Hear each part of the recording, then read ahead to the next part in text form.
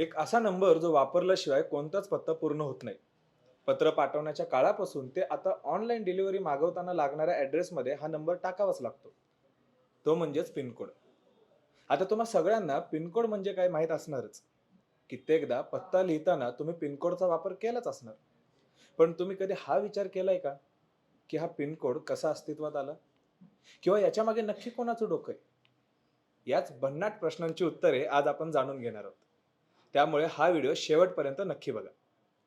नमस्कार, मी निखिल जाधव. तुम्ही पाहताय न्यूज अनकट. विषय काय हा कार्यक्रम. आजकाल पिनकोडचा वापर सगळीकडेच केला जातोय. अगदी लहान मुलांना सुद्धा त्याच्या गावचा पिनकोड माहीत असतो. खरं तर जीमेल, व्हॉट्सअप असं सगळं आल्यापासून पोस्टात पत्र टाकायला जायचे दिवसच कधी मागे पडले हे कळलंच नाही. पण पत्र हा शब्द ऐकताच अनेकांना त्यांनी कोणासाठी तरी लिहिलेलं पत्र सहज आठवतं. काहींना तर मैंने प्यार किया हा चित्रपटही आठवला असेल. अहो, त्यामधील कबूतर ज्या हे गाणं तर आजही मनाला भुरळ घालतं. आज जरी पत्र पाठवणं कमी झालं असलं तरी एक गोष्ट कायम आहे आणि ती म्हणजे पिनकोड. आज देखील काही ऑनलाईन वस्तू मागवायची झाली तर आपण सगळा पत्ता सांगत असतो. अहो, हा पत्ता शाळेत शिकवलेला असतो तसाच्या तसा सांगतो, अगदी नावापासून ते पिनकोड पर्यंत. आज आपण जाणून घेणार आहोत पिनकोडची देणगी कुणी दिली, पिनकोड कसा वाचायचा, नाही पिनकोड म्हणजे काय. हे सगळं ऐकून तुम्ही गोंधळलात का? नाही, पण थोडं थांबा. गोंधळू नका. या सगळ्या प्रश्नांची उत्तरं तुम्हाला या व्हिडिओमधून मिळणारच आहेत. पण त्याआधी जाणून घेऊयात, की पिनकोडची गरज का निर्माण झाली? नाही, कोणतीही गोष्ट गरजेपोटीच निर्माण होत असते.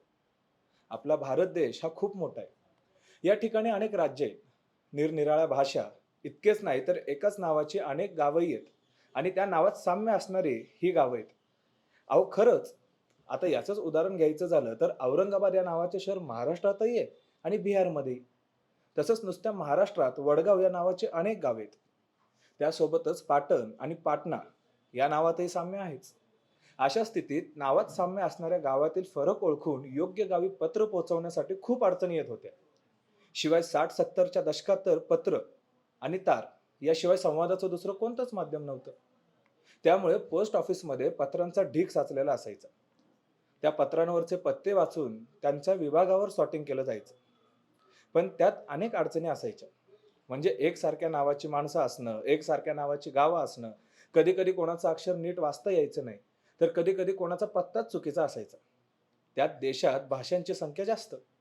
हे सगळं टाळण्यासाठी 1972 मध्ये श्रीराम वेलणकर यांनी पिन म्हणजेच पोस्टल इंडेक्स नंबर ही संकल्पना मांडली. आता वेलणकर हे मूळचे रत्नागिरीचे. संस्कृत पंडित, कवी आणि पाली भाषेचे गाढे अभ्यासक होते. त्यांनी काही पुस्तके देखील लिहिली. तसेच स्वातंत्र्यापूर्वी त्यांनी इम्पेरियल सिव्हिल सर्व्हिसची परीक्षाही दिली होती. त्यामध्ये ते प्रथम क्रमांकाचे उत्तीर्ण झाले होते. पण ते रत्नागिरीचे असल्याचा उल्लेख पाहून इंग्रज प्रशासनाने जिल्हा अधिकाऱ्यांकडून त्यांची माहिती मागवली. त्यात ते सावरकरांच्या संपर्कात असल्याचं आढळून आलं. त्यामुळे संशयावरून त्यांना मुख्य पोस्टिंग न देता पोस्ट आणि टेलिग्राफ या खात्यात पोस्टिंग देण्यात आली.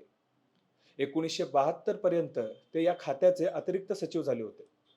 त्यावेळी पत्रांच्या गोंधळावर उपाय म्हणून त्यांनी युक्रेन आणि इंग्लंडच्या पार्श्वभूमीवर पिनकोड ही संकल्पना खात्यासमोर आणली. आणि या पिनकोडमुळेच पत्र पाठवण्याचं काम अगदी सोपं झालं. योग्य ॲड्रेसवर आणि योग्य वेळेत हे पत्र पोहोचू लागलं. हल्ली पिनकोडचा वापर सगळीकडेच केला जातो. पण बऱ्याच जणांना पिनकोड वाचायचा कसा हेच माहीत नसतं. त्यामुळे पिनकोड कसा वाचायचा हे आता आपण समजून घेऊयात.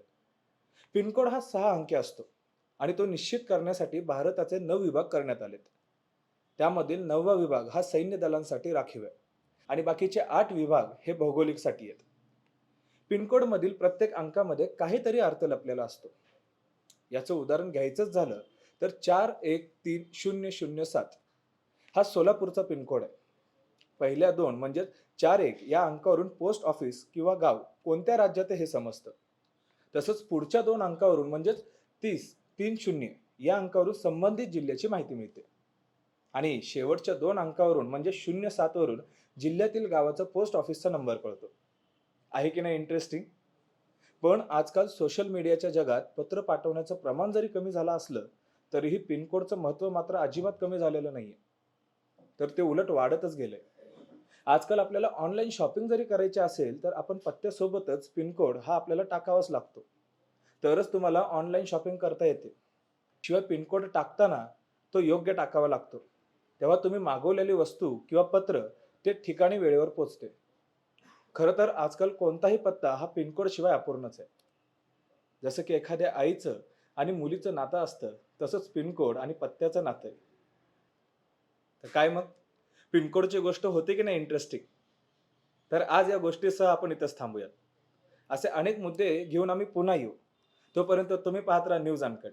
धन्यवाद.